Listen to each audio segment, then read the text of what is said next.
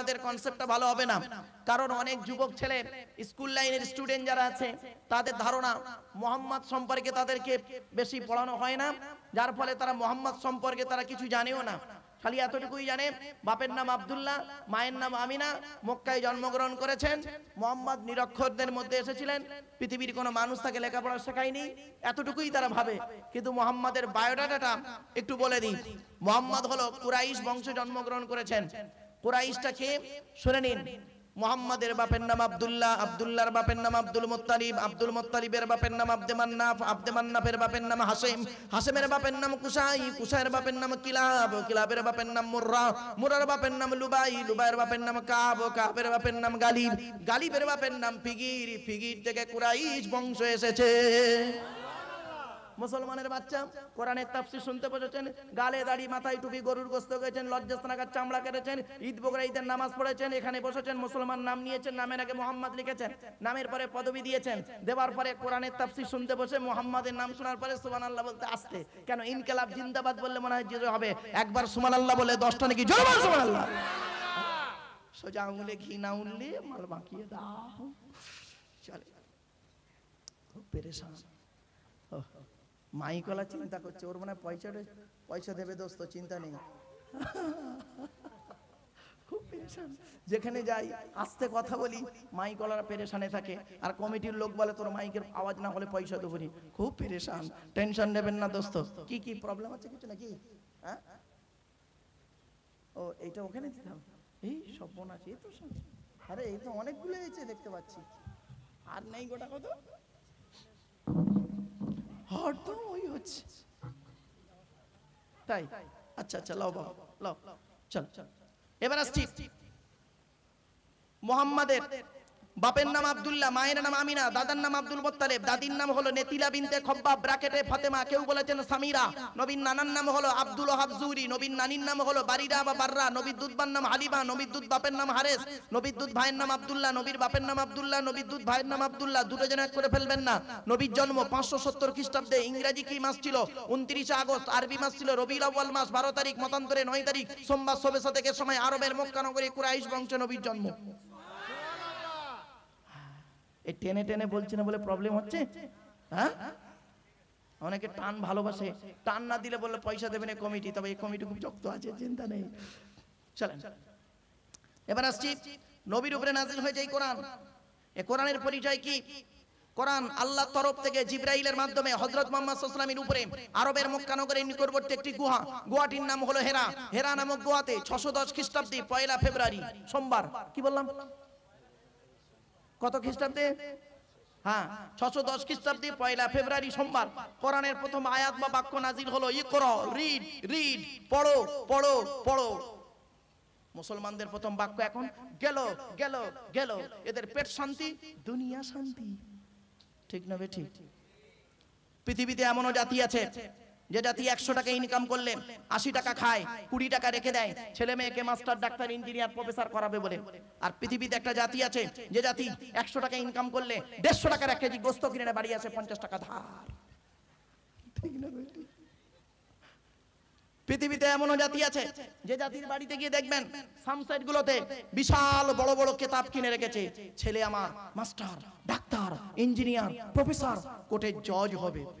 আর পৃথিবীতে একটা জাতি আছে যে জাতির বাড়িতে গিয়ে দেখবেন সামসাইড গুলোতে বিশাল বড় বড় তরকারির হাঁড়ি আছে, মাল বকরাইতে বেরোবে।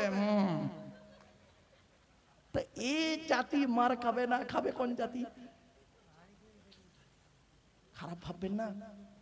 মুহাম্মদ সাল্লাল্লাহু আলাইহি ওয়াসাল্লামকে একদিন আরবের মানুষেরা প্রশ্ন করেছিল, হে মুহাম্মদ তুমি কি চাও?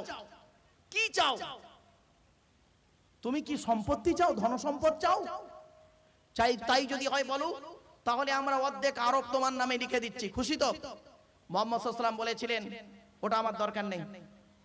কি চাও? তাহলে কি একটা সুন্দরী মেয়ে? না না চুপ করে, আস্তে। মুহাম্মদ সাল্লাল্লাহু আলাইহি ওয়াসাল্লামকে জিজ্ঞাসা করা হলো, হে মুহাম্মদ তুমি কি চাও? তুমি যদি অর্থ চাও তাহলে বলো, অর্ধেক আরব তোমার নামে লিখে দিচ্ছি, খুশি তো? মুহাম্মদ সাল্লাল্লাহু আলাইহি ওয়াসাল্লাম বলেছিলেন ওটা আমার দরকার নাই। কি চাও? সুন্দরী মেয়ে, সুন্দরী একটা মেয়ে চাও? তাই যদি হয় বলো, আরবের সব থেকে সুন্দরী মেয়েটার সঙ্গে তোমার বিবাহ দেব, খুশি তো? মুহাম্মদ সাল্লাল্লাহু আলাইহি ওয়াসাল্লাম বলেছিলেন ওটাও আমার দরকার নাই। তা চাওটা কি? শুনে নিন। সঙ্গে সঙ্গে আল্লাহ পাক বলে দিলেন, নবী তুমি কি চাও পৃথিবীতে এটা বলে দাও। হাই রে মুসলমান, আজ আমি কেন বলেছিলাম 80% মুসলিম মুহাম্মদ সাল্লাল্লাহু আলাইহি ওয়াসাল্লামকে অপমানিত করেছে, শুনে রেখে দিন। মুহাম্মদ সাল্লাল্লাহু আলাইহি ওয়াসাল্লাম বলেছিলেন কি চাও, নবীকে আল্লাহ পাক কোরআন জানিয়ে দিলেন, কুল, নবী তুমি বলো রব্বি জিদনি ইলমা, রব্বি জিদনি ইলমা, রব্বি জিদনি ইলমা। 16 নম্বর পারার 19 নম্বর পৃষ্ঠা 2 নম্বর লাইন, সূরার নাম সূরা তাহা, আল কোরআন। নবী তুমি বলো হে আল্লাহ তুমি আমার জ্ঞানকে বাড়িয়ে দাও, জ্ঞানকে বাড়িয়ে দাও, জ্ঞানকে বাড়িয়ে দাও। এই জন্যই মুহাম্মদ সাল্লাল্লাহু আলাইহি ওয়াসাল্লাম বলেছিলেন উতলুবুল ইলমা মিনাল মাহদি ইলাল লাহাদ, দোলনা থেকে নিয়ে কবর পর্যন্ত লেখাপড়া শেখো। যে জাতি লেখাপড়ায় পিছিয়ে সে জাতি সব দিকে পিছিয়ে।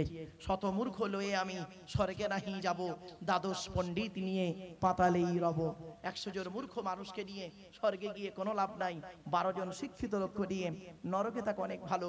মূর্খ বন্ধুর থেকে শিক্ষিত শত্রু ভালো। হযরত মুহাম্মদ সাল্লাল্লাহু আলাইহি ওয়াসাল্লাম শিক্ষার প্রতি এত গুরুত্ব দিয়েছে, তিনি এও পর্যন্ত বলেছেন হে পৃথিবীর মানুষ, হে পৃথিবীর মানুষ, আমি মুহাম্মদ বলে যাচ্ছি তুমি যদি মুসলিম হও তোমার জন্য বিদ্যা অর্জন করা নর এবং নারী উভয়ের উপর ফরজ।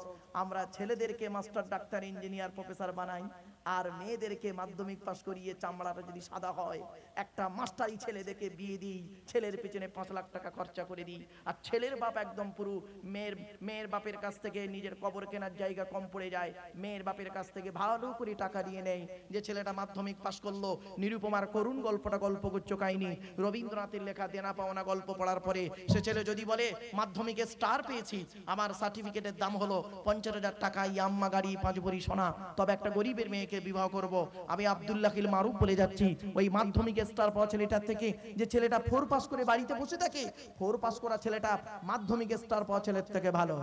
ঠিক না বেটি?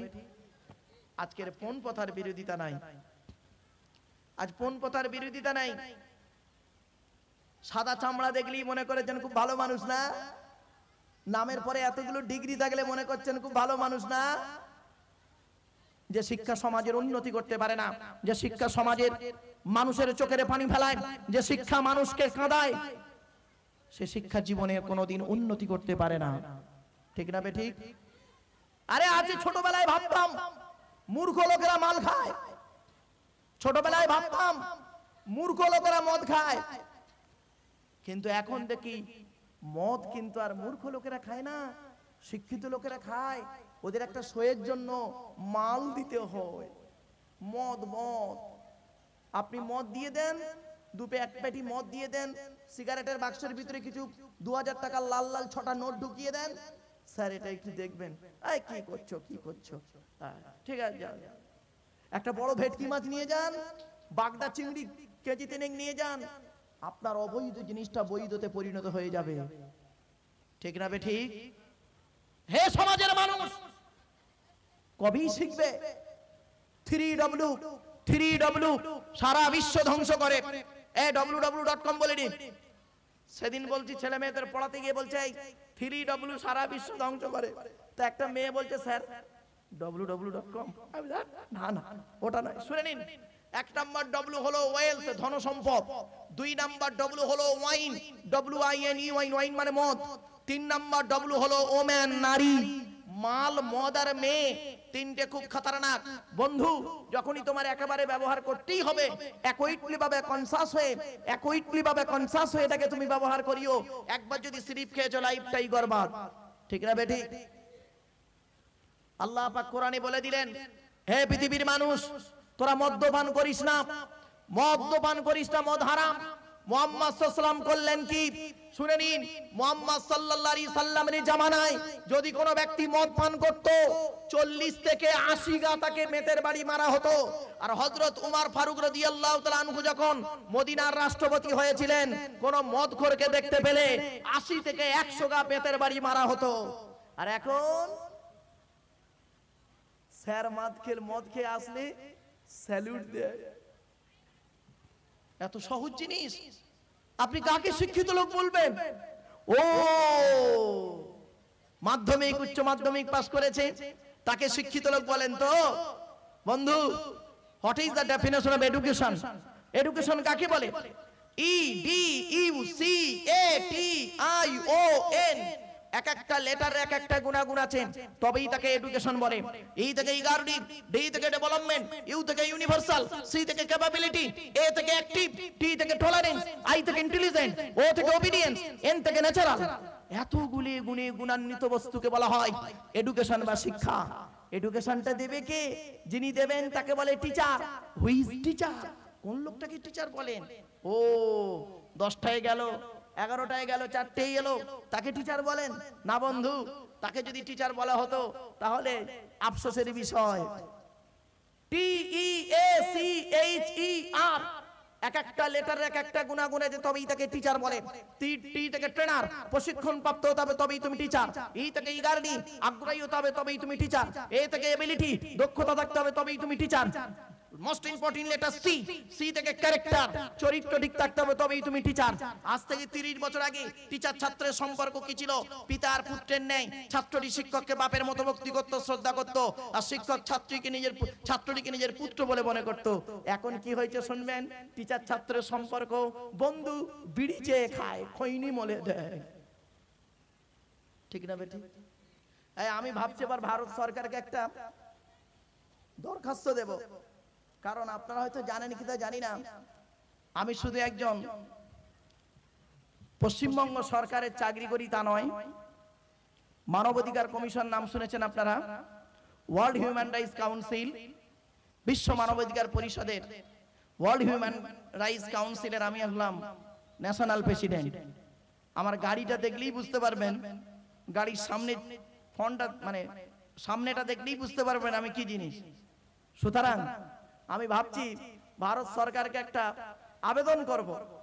কি ভারত সরকারকে ভাবছি বলবো যে স্যার, আপনাকে আর ভারতবর্ষে মেডিসিনের ডাক্তার পড়ানোর দরকার নাই, ওই ডিপার্টমেন্টটা বন্ধ করে দিন। যদি প্রশ্ন করে কেন?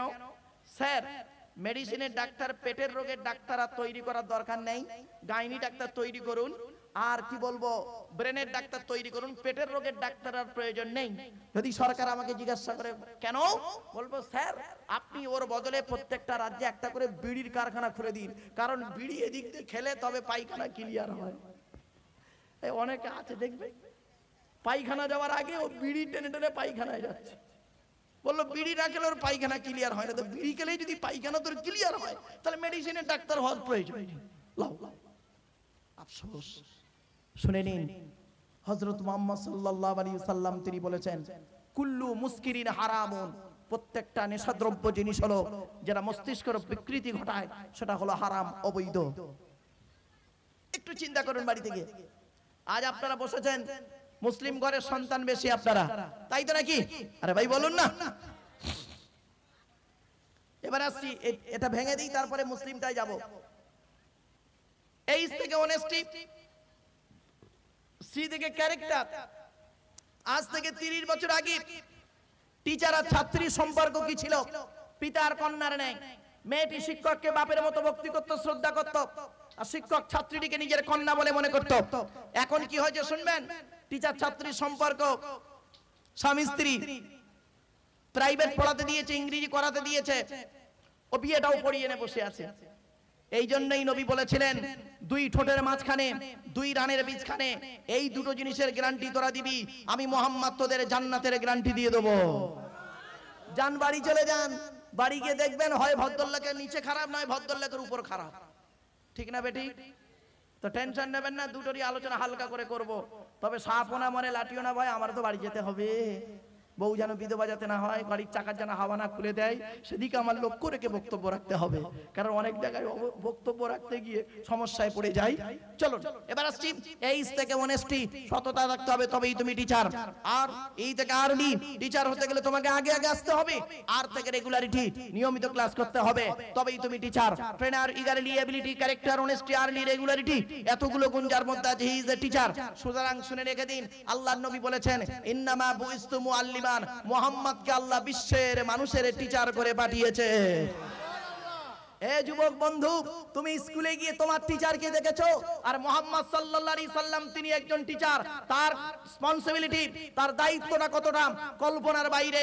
এই জন্য মুহাম্মদকে তুমি চিনতে পারোনি বলি মুহাম্মদের প্রতি তোমার কনসেপ্টটা খুব বাজে হয়ে আছে। মুহাম্মদকে তুমি চিনতেই পারোনি, মুহাম্মদের লাইফ স্টোরি নিয়ে তুমি অরিজিনাল ভাবে পড়াশোনাই তুমি করোনি, ঠিক না বেঠিক? এই জন্য আপনাদেরকে বলে দিচ্ছি মুহাম্মদ কে তার পরিচয়টা শুনে নিন। মুহাম্মাদের আদর্শ নিয়ে আজ আপনাদের দু একটা কথা বলে যাচ্ছি। আজ ভারতবর্ষের অবস্থা, পশ্চিমবঙ্গ অবস্থার দিক দিয়ে লক্ষ্য রেখে মুহাম্মাদের আদর্শটার কথা আজ আপনাদেরকে তুলে ধরছি, শুনে নিন। মুহাম্মদ সাল্লাল্লাহু আলাইহি সাল্লাম তিনি ছিলেন শুধু মুসলমানদের নবী নয়, মুহাম্মদ শুধু মুসলমানদের নবী নয়। শুনে রেখে দিন, পবিত্র কোরআনের 9 নম্বর পারা 9 নম্বর পৃষ্ঠার 11 নম্বর লাইন, সূরার নাম সূরা আরাফের মধ্যে বলা হয়েছে কুলি আইয়ুহান নাস, হে নবী তুমি বলে দাও ইন্নী রাসূলুল্লাহ ইলাইকুম জামিয়া, আমি সারা পৃথিবীর মানুষের জন্য রাসূল হয়ে পাঠিয়েছি। আল্লাহ পাক জোরে বলুন। চিন্তা করতে পেরেছেন? মুহাম্মদকে শুধু মুসলমানরা ভালোবেসেছে, মুসলমানরা মুহাম্মদ সাল্লাল্লাহু আলাইহি ওয়াসাল্লামকে বেইজ্জতি করেছে। কি বেইজ্জতি করেছে শুনে রেখে দিন, আজকে একটা একটা করে বলে যাচ্ছি। মুসলমানরা কোরআনে আল্লাহ পাক বলেছে একরকম, আর বর্তমানে মুসলমানরা করেছে আরেক রকম, যার জন্য আজকের মুসলমানদের মধ্যে এত দ্বন্দ্ব, বিবাদ, মারামারি, ঝগড়া, ফিতনা, ফাসাদের মধ্যে মুসলমান আছে, ঠিক না বেঠিক? আর এর জন্য বেশি দায়ী হলো, এই মুসলমানদের মধ্যে দ্বন্দ্ব লাগানোর দায়ী হলো, সবথেকে বেশি দায়ী মানে দায় হলো কাদের জানেন? সর্বনাশের মূল হলো তারা, এই মুসলমানদের কিছু ধর্মীয় ধর্মগুরুরা, ঠিক না বেঠিক? ছোট্ট একটা উদাহরণ দিয়ে দিচ্ছি আজ আপনাদেরকে, বাড়ি থেকে ভাববেন। সনাতন ধর্মের মানুষ যারা, হিন্দু বলে কোনো ধর্ম নেই, শুনে রেখে দিন, আমি একজন হিন্দু, আপনারাও একজন হিন্দু। হিন্দু নামটা হলো ভৌগোলিক নাম, সিন্ধু নদীর উপকূলে যারা বসবাস করতে তাদেরকে হিন্দু বলা হয়, হিন্দু বলা হয়, এই থেকে হিন্দুকে হিন্দুস্তান, মনে রাখবেন। তো আমরা ইসলাম ধর্মের মানুষ, আর তারা হলো সনাতন ধর্মের মানুষ, যাদেরকে আমরা হিন্দু বলে ডাকি, কিন্তু অরিজিনাল তারা হলো সনাতন ধর্মের মানুষ। তো সনাতন ধর্মের মানুষের দেবতা একটা না অনেক? জোরে বলুন, অনেক দেবতা। তা যাদের যে ধর্মের ভিতরে দেবতার সংখ্যা অনেক, সেই ধর্মের ভিতরে ধর্মগুরুদের মারামারি হওয়াটাই সম্ভব, ঠিক না বেঠিক? কোনদিন শুনেছেন একটা স্টেজে হরিনাম হয়? হরিনাম হয় শুনেছেন? হরিনাম, হরিনাম, হরিনাম হয়ে 3 ঘন্টা করে পালা হয়। কোনদিন শুনেছেন যে একটা হরিনামের দল অর্জুনের আলোচনা করে গেল, তারপরে একজন ধরুন শিবের আলোচনা করছে, ইত্যাদি অনেক দিক আছে, সব ডিপার্টমেন্টটা পরে। ধরুন একজন 3 ঘন্টা বক্তব্য করে গেল একটা দল, পরের দল 3 ঘন্টা উঠল। কোনদিন শুনেছেন যে হিন্দু ধর্মের ভিতরে, সনাতন ধর্মের ভিতরে, যে ব্রাহ্মণদের ভিতরে স্টেজে উঠে খালি মারামারি করেছে? দেখেছেন আপনারা ভাই? কেউ দেখেছেন? আমি হতভাগা দেখিনি আমার এই বয়সে, অল্প বয়সে। আমার বয়স তো অল্প, কেন খুব বেশি বললে আবার খারাপ হয়ে যাবে। তো যাই হোক, তো আমি আমার দেখিনি ভাই। আপনারা যদি কেউ দেখে থাকেন বলবেন। আফসোসের বিষয়, যে ধর্মের ভিতরে দেবতার সংখ্যা বেশি তাদের মধ্যে মারামারি নেই ধর্মগুরুদের ভিতরে, আর যে ধর্মের ভিতরে দেবতা একটাই, সে নাম হলো কে? আল্লাহ। আর তার মেসেঞ্জারটা কে? মুহাম্মদ। একজন না অনেকজন? আল্লাহর কোরআন কটা? তা এক আল্লাহ, এক কোরআন, এক মুহাম্মদ থেকে মৌলবীদের মধ্যে মারামারি এতগুলো কেন? বুঝতে হবে কোরআনকে নিয়ে অ্যানালাইসিস করাটা হয়নি ঠিক মতো, ঠিক না বেঠিক?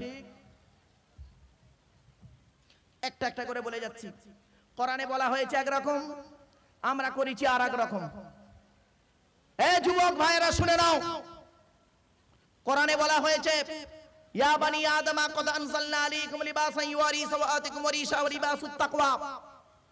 8 নম্বর পারা 12 নম্বর পৃষ্ঠা 4 নম্বর লাইন, সূরার নাম সূরা আরাফ। হে আদমের সন্তানেরা, আমি আল্লাহ তোমাদের জন্য উত্তম পোশাক নাযিল করেছি, তাকওয়ার পোশাক অবতীর্ণ করেছি, তোমরা সুন্দর পোশাক পরিধান করো। ইয়া বানি আদম খুযু যিনাতাকুম ইনদা কুল্লি মাসজিদিন ওয়া কুলু ওয়াশরাবু ওয়া লা তুসরিফু। তোমরা সুন্দর পোশাক পরিধান করে মসজিদে গিয়ে নামাজ পড়ো। তা পোশাকটা উত্তম পোশাক পরতে বলা হয়েছে তো? আরে ভাই বলুন না। তা উত্তম পোশাক পরতে বলা হলো, সতর ঢাকা ফরজ, সতর ঢাকা ফরজ। ঢাকাটা ফরজ, কি দিয়ে ঢাকবে ওটা তোমার ব্যাপার। কেউ যদি পাঞ্জাবি দিয়ে নামাজ পড়ে তার নামাজ হবে, কেউ যদি গেঞ্জি গায়ে দিয়েও নামাজ পড়ে তারও নামাজ হবে, কেউ যদি চাদর গায়ে দিয়ে নামাজ পড়ে তারও নামাজ হবে। ওরে ঢাকাটা ফরজ, কি দিয়ে ঢাকছো ওটা মূল ম্যাটার নয়, ঢাকা ঢেকেছো কিনা এটাই ফরজ। আর আমরা ফতোয়া দিই কি কি দিয়ে ঢেকেছে বস্তুর উপরে ফতোয়া দিই। পাঞ্জাবি পরে নামাজ পড়লে বললো নামাজ হবে, আর গেঞ্জি পরে নামাজ পড়লে বললো কাফের বেঈমান নামাজ হবে না। কিছু বুঝতে পারছেন কথাটা? এই জিনিসগুলো হটান জীবন থেকে, ব্রেন থেকে। এই জিনিসগুলো যেদিন হটাবেন সেদিন এই মুসলিম জাতি হবে আবারও এই মুসলিম তার সম্মানটাকে ফিরে পাবে। ঠিক না বেঠিক? আমাদের মধ্যে মারামারি ঢুকেছে কি জানেন? চেরা জামা আর গোল জামা, বুঝলেন না? বললো চেরা জামা পরলে তবলিগ আর গোল জামা পরলে পুরপুরা। এত ন্যারো মাইন্ড। গোল টুপি লম্বা টুপি, আবার কি নামাজ নিয়ে মারামারি। একদল করে বুকে হাত বাঁধে, একদল পেটে হাত বাঁধে, ওর বলে কাফের ওর বলে কাফের।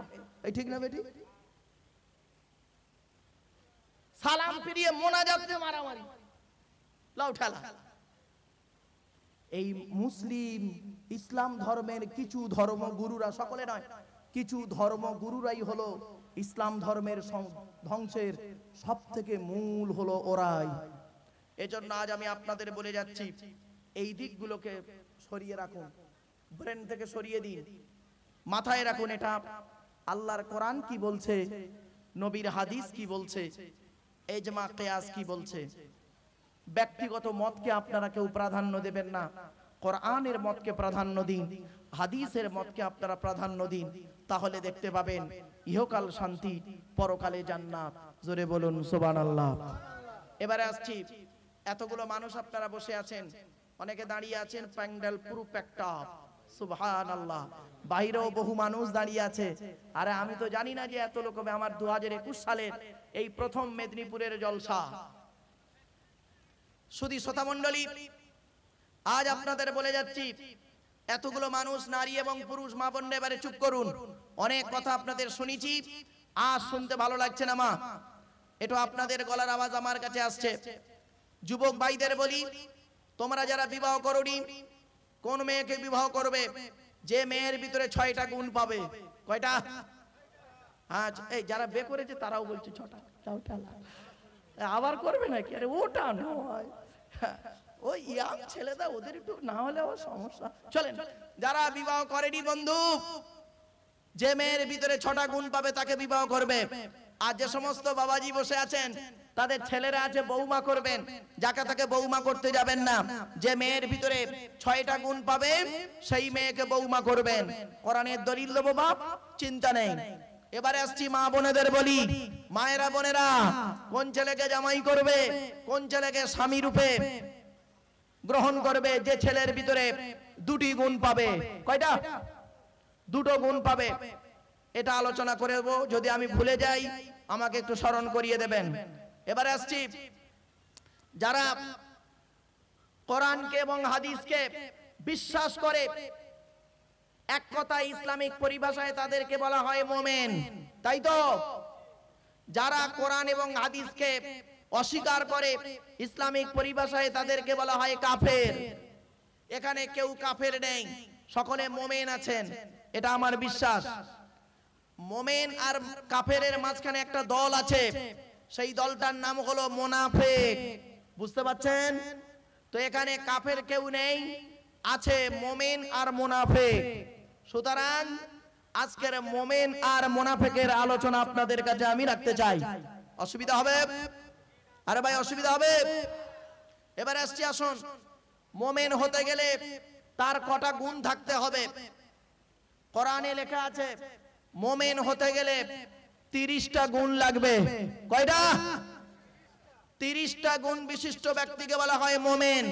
শুধু গালে দাড়ি রাখলে মুমিন নয়, মাথায় টুপি দিলে মুমিন নয়, বড় পাঞ্জাবি পরলে মুমিন নয়, গরুর মাংস ভক্ষণ করলে মুমিন নয়, লজ্জাস্থানে আগার চামড়া কাটলে মুমিন নয়, নামের আগে মোহাম্মদ লিখলে মুমিন নয়, ঈদ বকরা ঈদের নামাজ পড়লে মুমিন নয়, জলসার প্যান্ডেলে বসে লা ইলাহা ইল্লাল্লাহ বলে মুহাম্মদ রাসূলুল্লাহ শুধু মুখে বললে মুমিন নয়, মসজিদে গিয়ে নামাজ পড়লেও শুধু মুমিন নয়।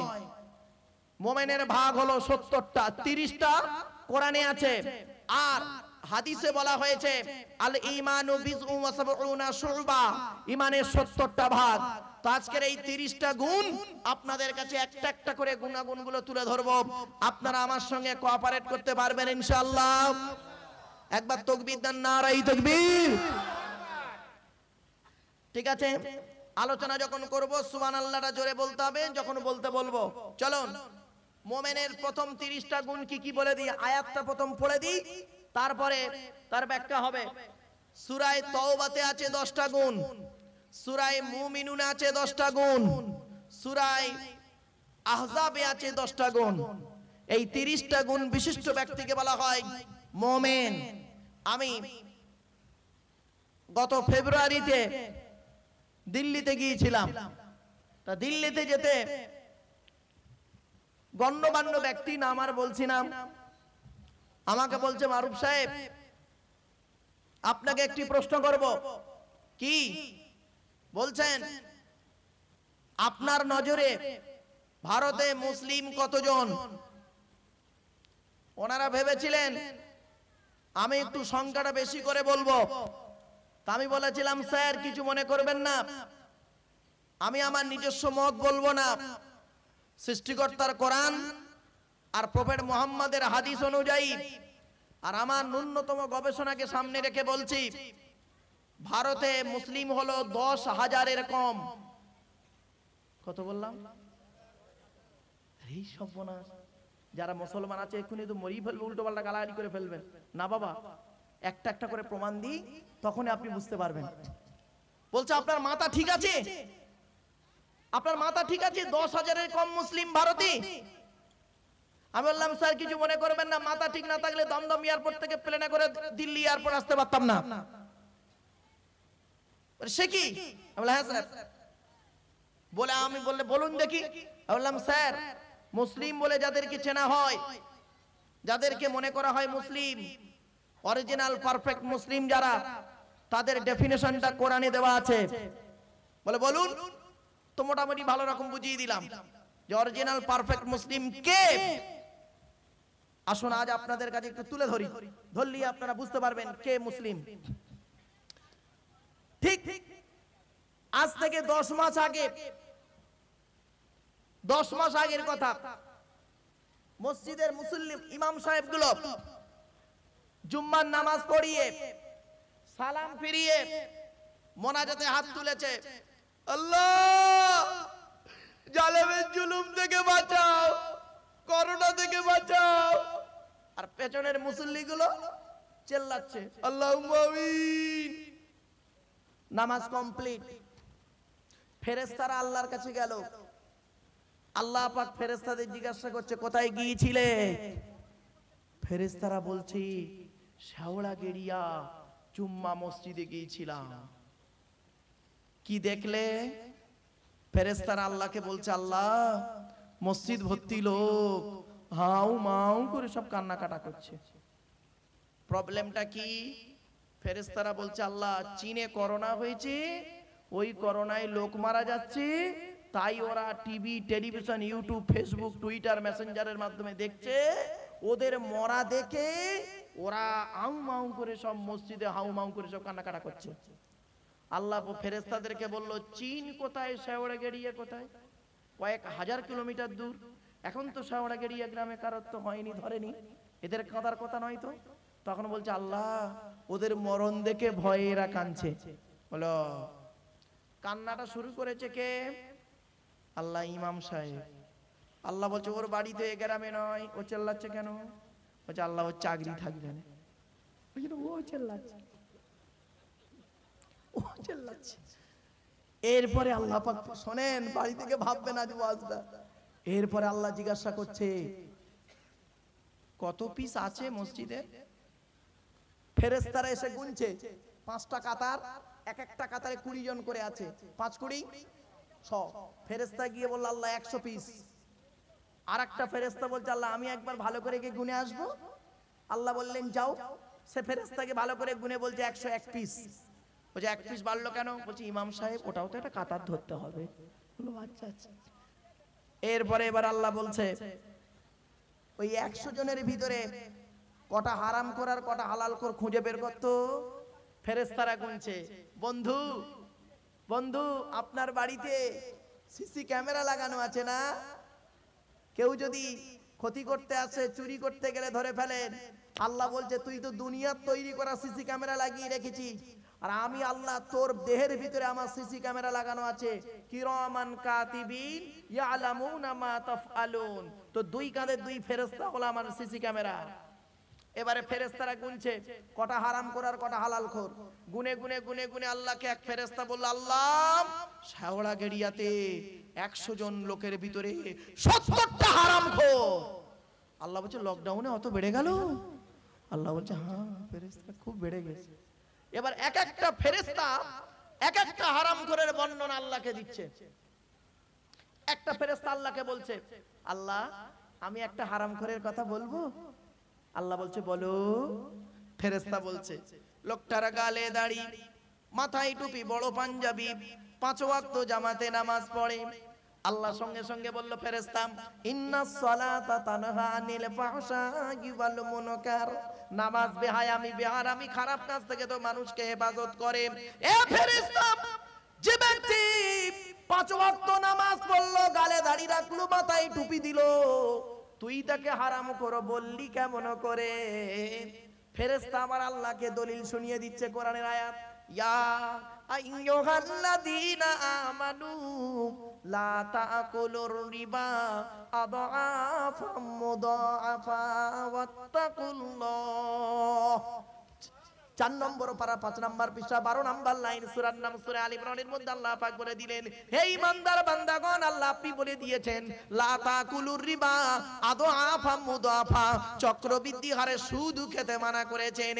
ও আল্লাহ, ওর গালে দাড়ি মাথায় টুপি, 5 ওয়াক্ত জামাতে নামাজ আদায় করি, আর ওর বউ ছেলে মেয়ে বৌমাগুলো সুদের কারবারে গ্রুপে লাইন দিয়ে। কিছু বুঝতে পারছেন না? আর একটা ফেরেশতা বলছে, আল্লাহ আমি একটা স্পেশাল হারাম খোরের বর্ণনা দেবো। আল্লাহ বলছে বলো। এবার আল্লাহ পাক ফেরেশতা বর্ণনা দিচ্ছে, আল্লাহ লোকটার গালে দাড়ি মাথায় টুপি, বড় পাঞ্জাবি, 5 ওয়াক্ত জামাতে নামাজ আদায় করে, রাতের বেলা তাহাজ্জুদের নামাজও পর্যন্ত পড়ে। আল্লাহ বলছে কোরআনে আমি বলে দিয়েছিলাম, ওয়া মিনাল লাইলি ফাতাহাজ্জাদু বিহি নাফিলাতাল লাক আসা আইয়াবআসাকা রাব্বুকা মাকামাম মাহমুদা। 15 নম্বর পারা একেবারে 8 নম্বর পৃষ্ঠার 14 নম্বর লাইন, সূরার নাম সূরা বনী ইসরাঈল। আল্লাহ পাক বলে দিলেন, আমি আল্লাহ তাহাজ্জুদের নামাজ রবি তোমার জন্য নফল করে দিয়েছি। হে ফেরেশতা, যে ব্যক্তি গালে দাড়ি মাথায় টুপি 5 ওয়াক্ত জামাতে নামাজ আদায় করলো, তাহাজ্জুদের নামাজ আদায় করলো, আর তুই তাকে হারাম করে বললি কেমন করে? ফেরেশতা সঙ্গে সঙ্গে দলিল দিয়ে দিচ্ছে, আস-সারিকু ওয়াস-সারিকাতু ফাকতাউ আইদিয়াহুমা জাযাআম বিমা কাসাবা নাকালাম মিনাল্লাহ। 6 নম্বর পারা 13 নম্বর পৃষ্ঠা 2 নম্বর লাইন, সূরার নাম সূরা মাইদা। চোর পুরুষ হোক আর নারী হোক, বিপরীত দিক থেকে হাত আর পাটা কেটে দাও। ও আল্লাহ কি বলবো, রাতের বেলা হুকুমের কারেন্ট নিয়ে পাকা চালিয়ে তাহাজ্জুদের নামাজ পড়ছে।